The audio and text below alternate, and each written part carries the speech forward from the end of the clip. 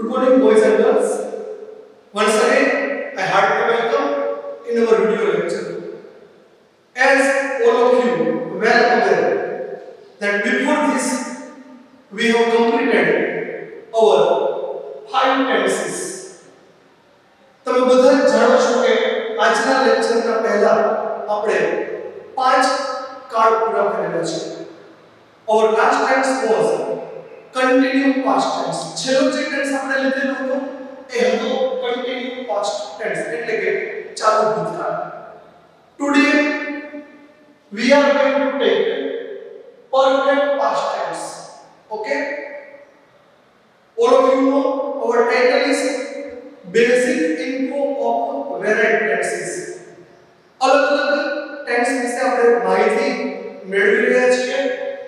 આજે છઠ્ઠો card start કરીશું. The name of tense number 6 is perfect past tense. એટલે કે પૂર્ણ ભૂતકાળ.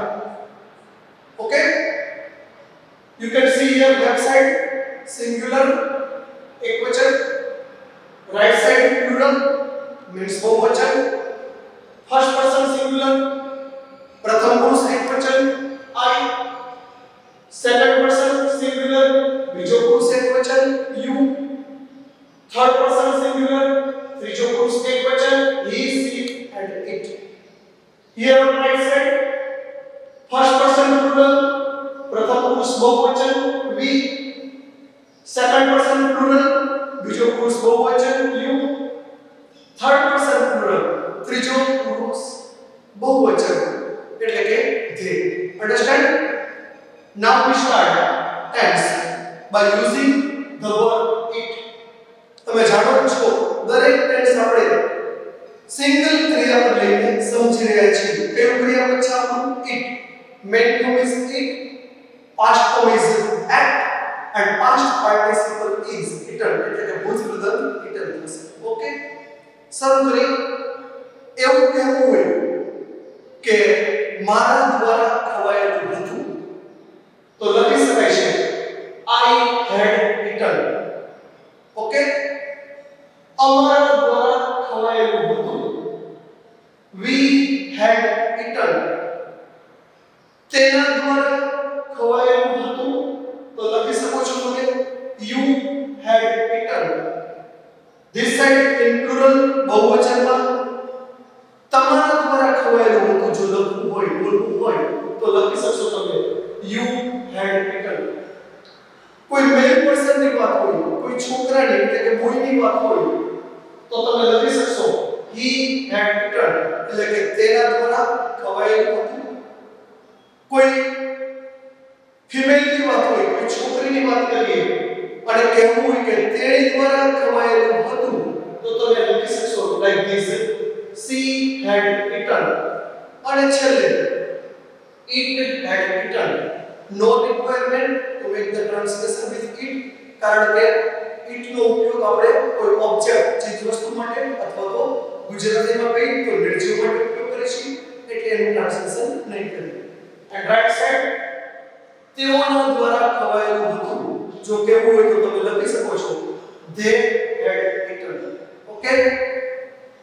You have to remember this tense in so simple style.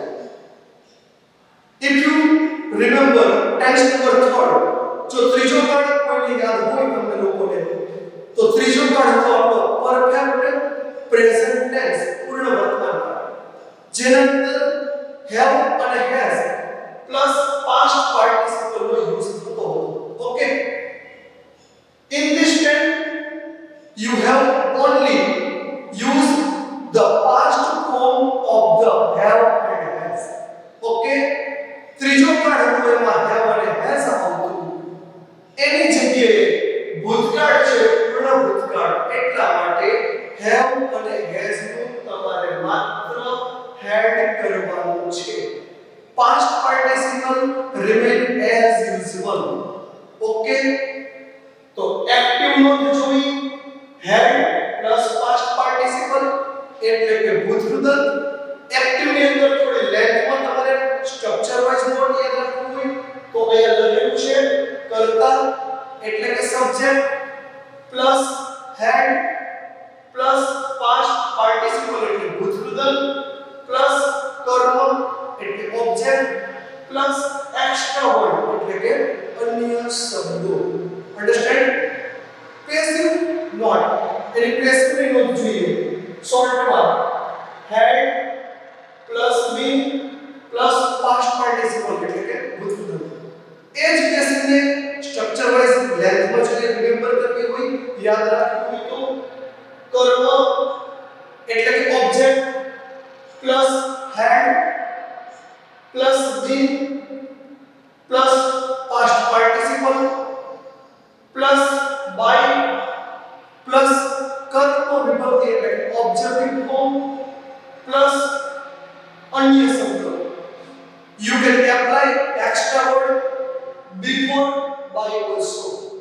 વધારાના શબ્દોને તમે વાક્યના અંતમાં પણ લખી શકો છો પેસિવમાં અને વાક્યમાં by ના પહેલા એટલે કે પાસ્ટ પાર્ટિસિપલ ના પછી પણ તમે ઇન્ક્લુડ કરી શકો છો. Okay, so simple note had plus past participle and in passive had plus been plus past participle. Okay, understand everybody? Now let's see here on the left side of the board. ડાબી બાજુ જે છો તમે many students ask the question, sir, we prepare the tense but we are not in the position to complete the tense in a proper manner.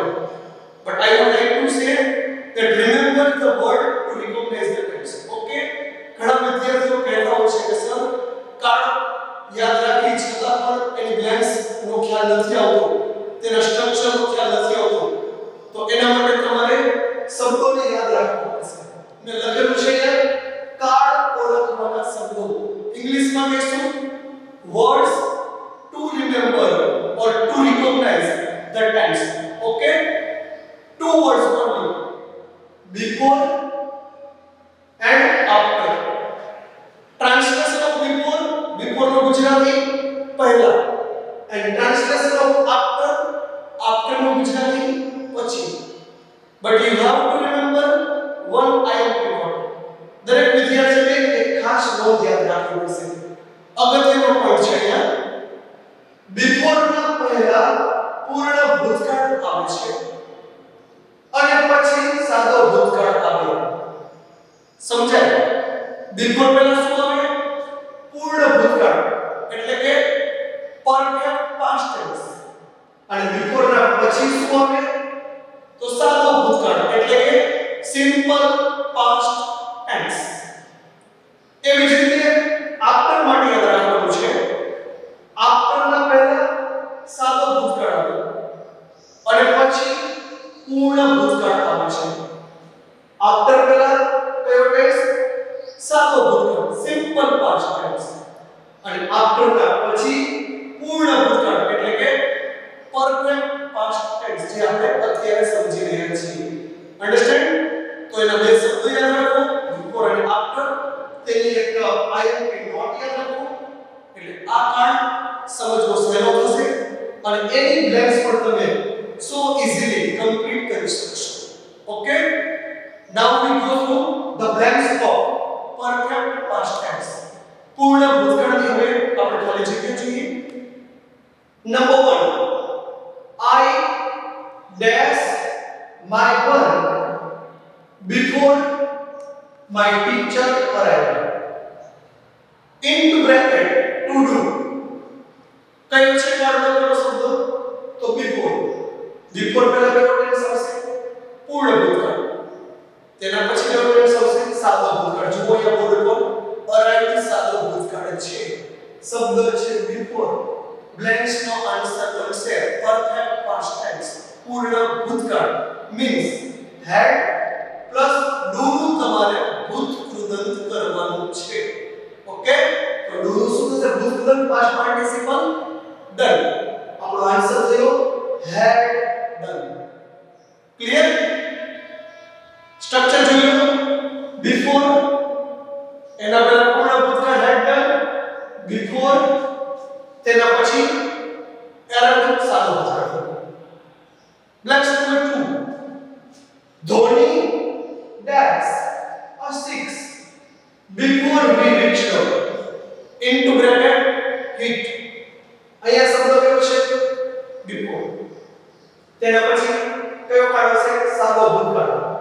છે rich તો before ના પહેલા પૂર્ણ ભૂતકાળ પરફેક્ટ પાસ્ટ ટેન્સ કઈ રીતે બને નોટ આપણે લખેલી છે had plus past participle okay તો હેડ મૂકી દીધું હિટ નું past participle who will say કોણ કહેશે હા anybody knows નહીં you પાસ્ટ પાર્ટિસિપલ હિટ જ રહેશે ઓકે અમુક એવા વર્બ છે કે જેના ત્રણે ત્રણ ફોર્મ always similar એક સરખા જ રહે છે for example hit and hit cut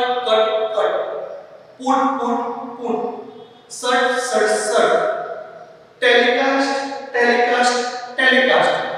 and broadcast આ બધા એવા વર્બ છે જેના main form past form and past participle always similar એક સરખા જ રહે છે ઓકે લેટ્સ નંબર 2 બિફોર પેલા પૂર્ણ ભૂતકાળ એટલે કે હેડ અને હિટ નું પાસ્ટ પાર્ટિસિપલ હિટ જ રહેશે clear let's number 3 I saw lion after I dash away into bracket run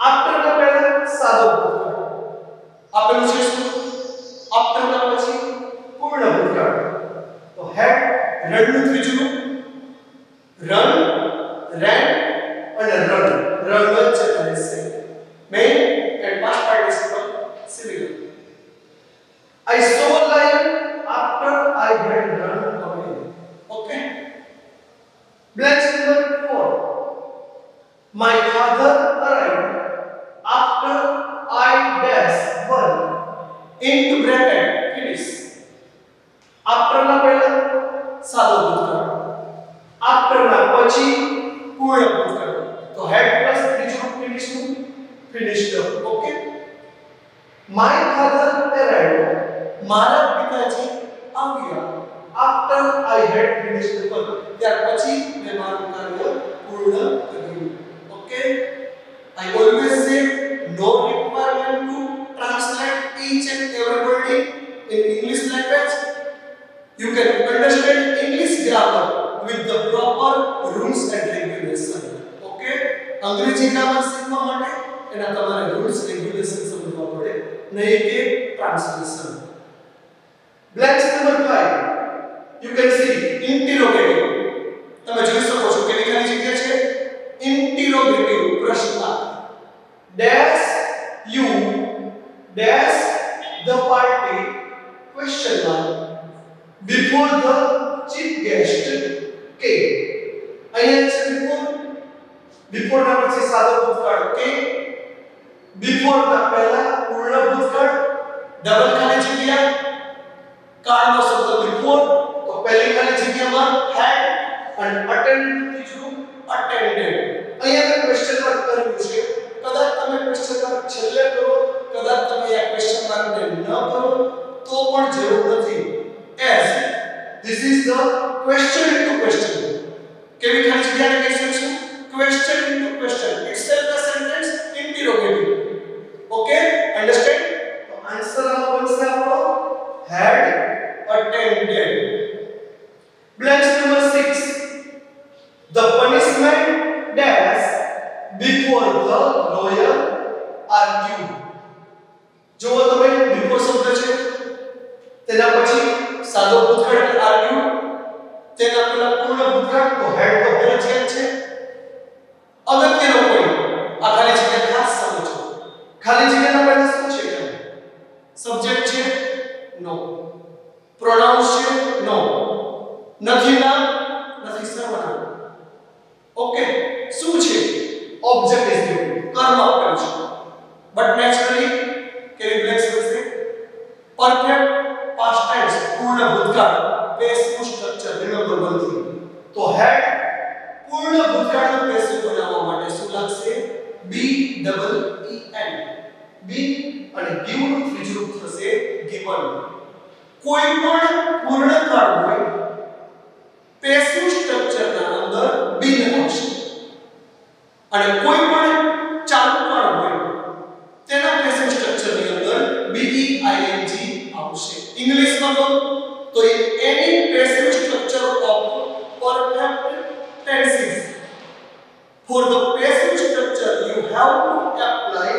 B-double-E-N. And in any continuous tense passive structure, you have to apply B-E-I-N-G. Okay? કોઈ પણ પૂર્ણકાળના પેસિવમાં B-double-E-N આવશે, કોઈ પણ continuous ટેન્સના પેસિવમાં B-E-I-N-G આવશે. તો આ ખાલી જગ્યા પેસિવ બોલે છે, કારણ કે ખાલી જગ્યા પહેલા શું છે? કર્મ આપેલું છે.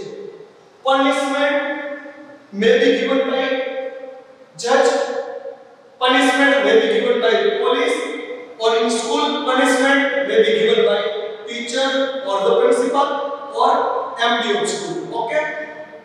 Punishment સજા અને give એટલે આપવું. કોઈના દ્વારા સજા અપાય, કર્મ છે એટલે પેસિવ છે. Okay? Blank number 7. We went to stadium after a 6 dash by bowling into bracket hit. અહીંયા કયો શબ્દ છે કાઢવાનો? after. after ના પહેલા શબ્દ ભૂતકાળ, જો તમે અંડરલાઈન કરેલી છે went. ઓકે? after ના પહેલા સાદો ભૂતકાળ went, after ના પછી પૂર્ણ ભૂતકાળ તો had. અહીંયા ડાયરેક્ટ તમને ખ્યાલ આવી જશે by bowling. ઓકે? તો by અને ઓબ્જેક્ટિવ ફોર્મ આપ્યું છે, but natural it's a passive structure બની જશે.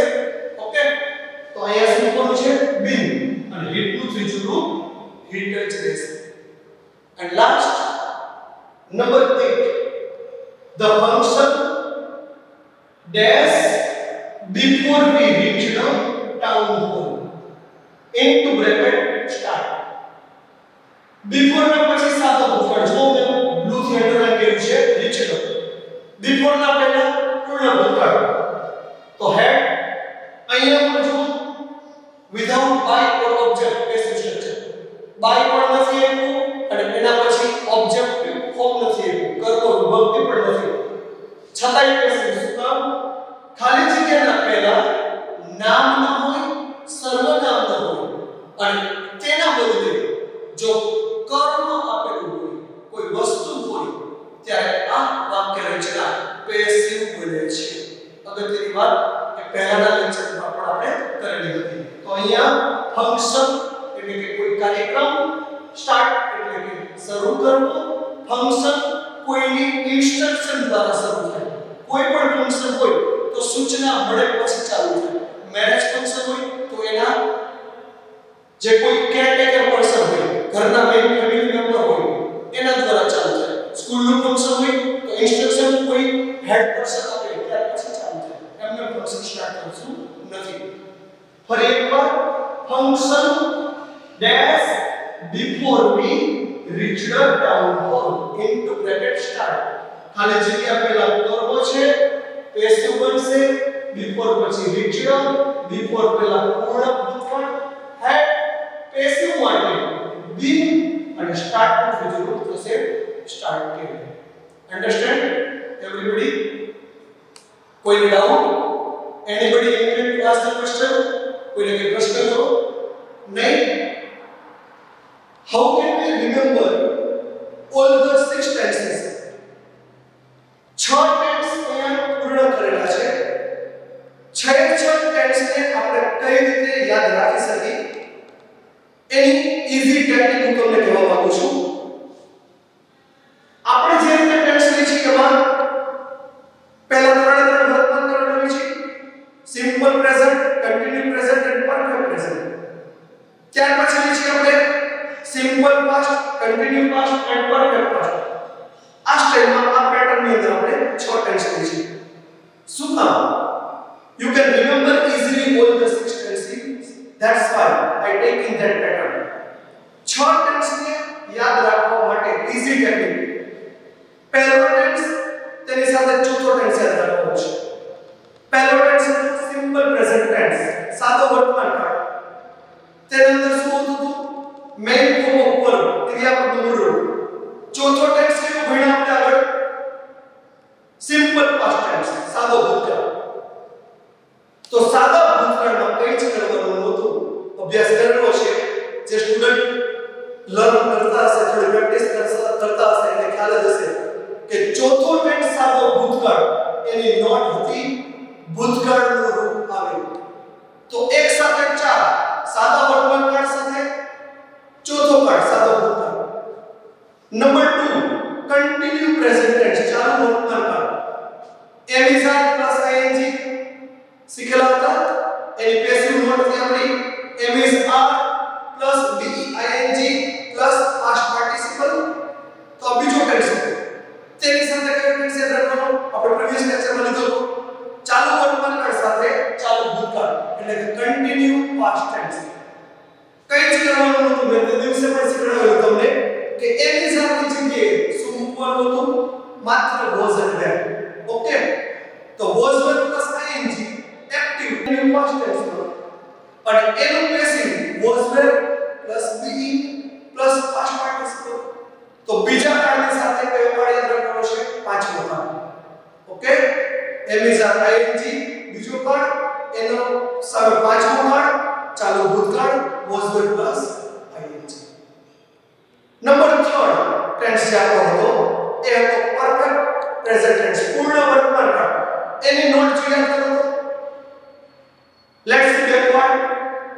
ભૂતકાળની વસ્તુઓ આપણે જોડેલા છે યાદ કરી લીધો. પૂર્ણ વર્તમાનકાળ એની નોટ હતી have અને has પ્લસ past participle અને પેસિવમાં શું મૂકતા હતા આપણે? be en.